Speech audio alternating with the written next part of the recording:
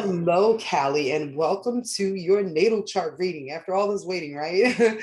First and foremost, I am so sorry for the delay. And yeah, so trying to figure out time and doing these things, I'm sure you understand, but this is completely insane. So without further ado, we are getting into this thing here. This pie, pizza, cookie, scripts thingy, which is the blueprint for your life as Callie, because Callie has been many different names, races, religions, genders, and things from plant to animal over the course of hundreds or even possibly thousands of years. As your soul first entered Earth's atmosphere, with the goal of gaining so many soul points that when you return to the astral, you can go wherever you wanted to. So the easy translation of that would be, you used to be a being of light and perfection.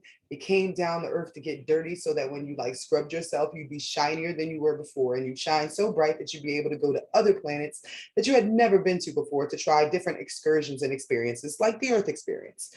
So the thing we're looking at today is the design for this particular life. It includes what you've been doing the whole time you were here, why you incarnated in the first place, and the lessons and skills that you have to knock out and embrace to complete this life, to ascend. In this life, there's a path you're taking. And for you, you are at the very first degree of being of service, of being a healer, which lets me know that you came to be a volunteer this life. This is about giving of yourself for the bigger cause, helping other people organize their lives.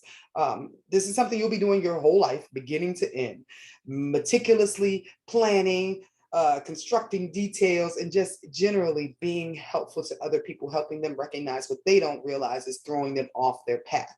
Now, this actually began for you with your relationship with your mother. That was your first voluntary experience. Like you wanted to help the women in your family with this sort of design. So the next thing we want to look at, right, is what you have been doing this whole time, which is your backlight, which you've already done many times. You don't want to do anymore, but you have to hit it one more time here just so you can remember why you decided you don't want to do it anymore. And for you, this is being a well-known as a teacher, a thinker, a speaker, being known for your mind in your career, right?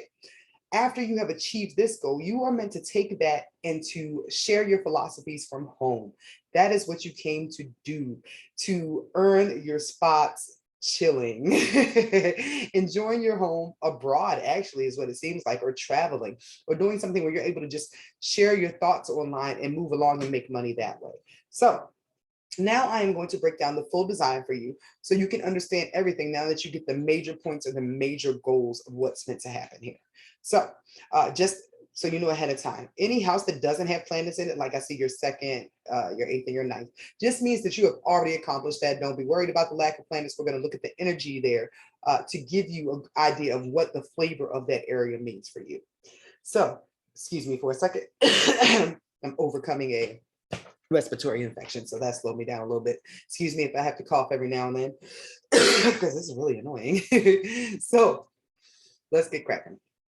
This first house, this is the house of self, how you appear to the world. And immediately for you, your heart is on your sleeve.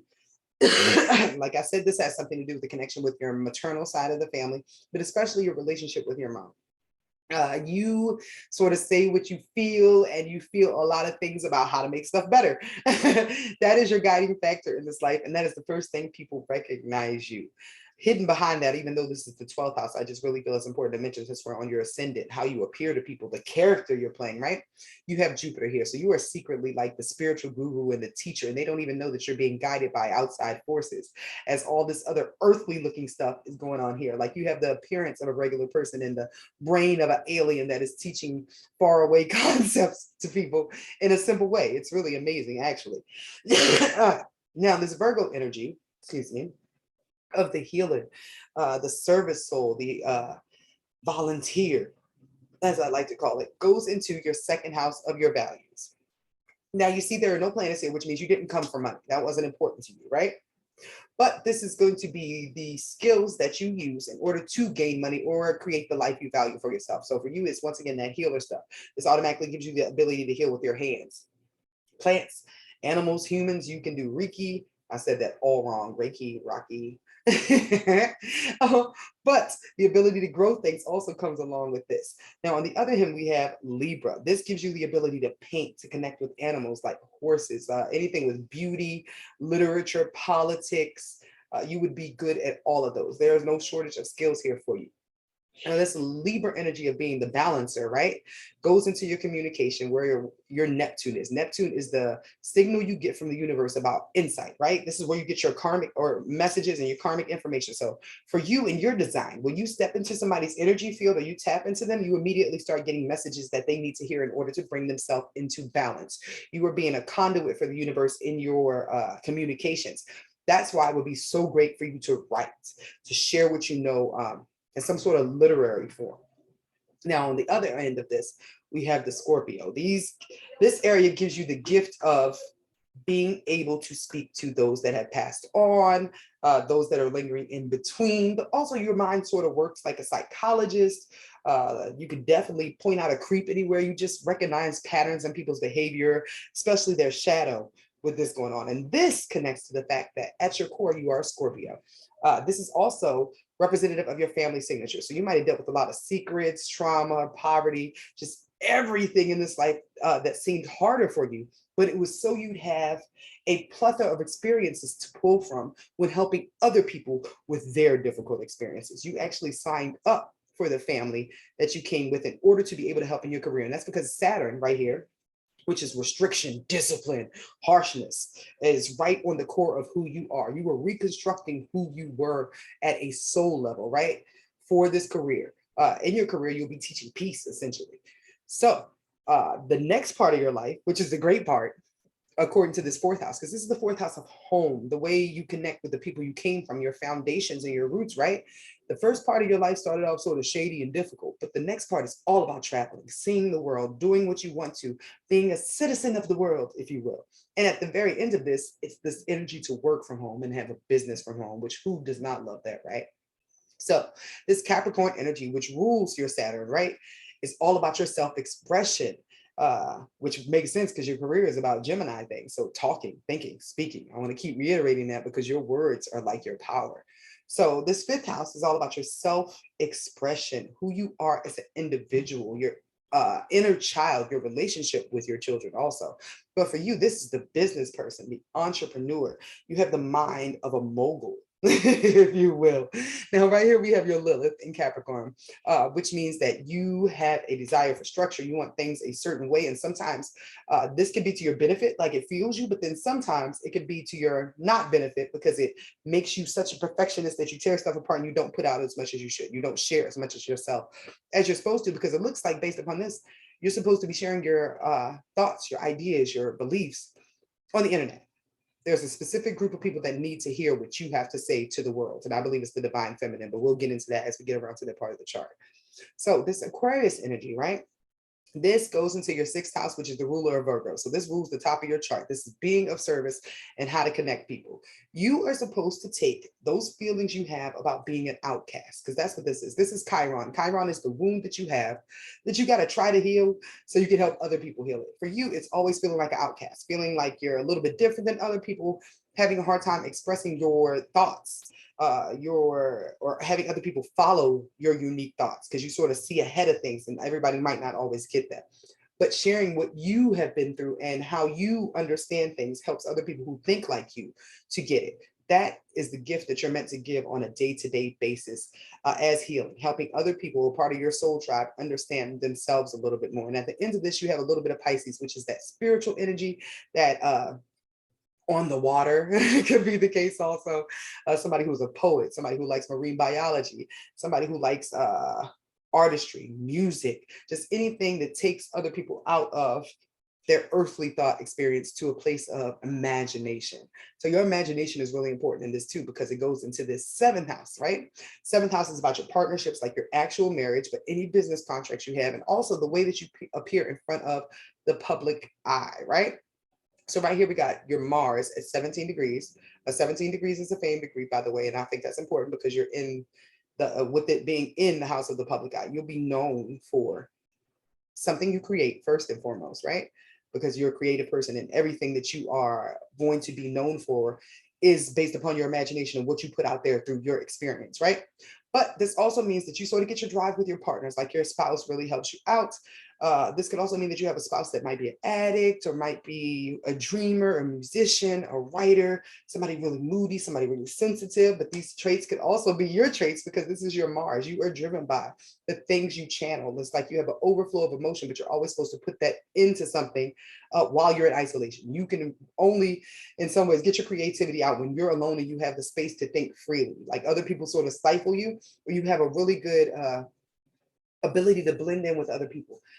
This means you merge in and you pick up their energies, and it doesn't allow you to create from yourself because you're picking up on other people's antennas. So it's really important for that time that you have alone, especially in regards to your spouse, because your spouse, you just sort of melt into them with this setup here. So this Pisces energy of karma and channeling and all that stuff that allows you to sense other people's stuff, right, goes into the eighth house. The eighth house is the house of Scorpio. This is all the difficult stuff. This is sex, death, taxes, inheritances, other people's money, sex organs, STDs, death and rebirth, like just all the tense stuff in life, right? For you, there's an area here where there's some things you don't remember that may have traumatized you earlier in life, may have happened while you were asleep, under the influence of alcohol, just things that are blocked out in your mind with this setup here. But then also, there are a lot of difficult things that helped mold who you are as a person. That's what this Aries energy is, like who you are as a core, like through transforming. This is mad Phoenix energy, if you will, because this house rules the core of who you are, of the way your mind works, of your childhood. So a lot of the foundation that you have is based upon you being a survivor or a fighter through those difficult topics. Now, this Aries energy of the pioneer goes into the ninth house. The ninth house is all about your belief system, the one that was gained from pretty much your wisdom through experiences, everything outside of your family house, everything you learned out there in the world on your own. This is higher education like college, universities, but also your spiritual gurus that you follow in foreign lands. Now, with this Aries being here first, originally you were very set in your beliefs and only what you experienced is what you believed was possible. Over time, this Taurus energy was meant to kick in. So it means that everything you learned about yourself and was able to expand upon, now you are able to teach that to other people in a way that they can understand easily. You can break down very difficult concepts into bite-sized pieces so people can take them and ingest them and use them for themselves. That is your idea of the peak of life for you this time around. That's what this MC is. It's the beginning of your career house, fame, reputation, your goals, right? For you, it's being able to be known as someone peaceful, somebody possibly wealthy, somebody known for building something over time, giving something of value to people. This could also be you working in weed, wine, cooking, art, beauty, all very Venusian things. Venusian. Dang, I'm messing up my words today. But very Taurus things, building things that last for the long run. But outside of that peaceful energy that you're supposed to have or be known for, is all this Gemini, that teacher I was talking about, where you came from in many other lives. This means that you've been famous many, many times too. There's a chance, I'm not even going to doubt it, that you can find yourself in history many times because this is your design. You keep doing the same thing over and over again, which means that you go into being famous first and then you decide to retire at home. Now, your Venus, which is how you're meant to earn your money, is in through sharing the things you love to learn about, the things you keep to yourself. Other people want to know, and that is what is going to be your claim to fame and all your financial rewards in this life. Now, at the end of this, we have this Cancer energy, which means you're known as a little bit of a mom. That mom energy goes into the 11th house. What's so important about this is the 11th house of the human collective. This rules Aquarius, which rules your 6th house, which rules the people that you're supposed to be of service to, right? So these are your fans, your soul tribe, everybody in humanity as seen through the internet, because this is also the house of technology, right? For this setup here, you're sort of like the den mother. You're the mom for people who don't have a mom, who never learned these feminine things. Definitely helping with the divine feminine. This is your Mercury, the way your mind works, your sun. This is just who you are as a person, your identity, right? Then over here in Leo, we have Uranus, which means that your creativity is random, but it's amazing. And it's what makes you stand out amongst other creatives as you are helping these women who are essentially going to be under you. They're going to be following your stuff. They're going to be looking out for what you have to say because you're a leader innately. That's what the sun in 11th means. You came to lead a certain group of people into healing through your connections in the community. So this Leo energy goes into your 12th house. This is the final house here. This is the house of everything left over from the last life. This means also that you used to be an entertainer or famous in the last life, which is really what I've been getting here. It's sort of kind of the wave I've been on today. I don't know if you saw any posts.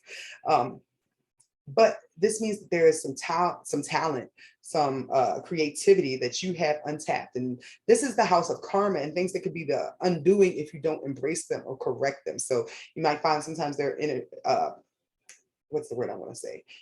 Issues with self-esteem, whether it's too low or too high. This life was about watering it down to get it reconstructed. So your power, which is your Pluto, your transformation is in creativity. Like anytime you were going through something difficult in your life, especially during childhood, whatever you were doing to make yourself feel better, whatever your unique thing was, that's where you developed your power and your prowess, if you will. This also means you'd be really good on the stage. Secretly, you have an amazing sense of humor that you need to share with people. You'd be good with arts and crafts and anything that allows you to shine your unique self.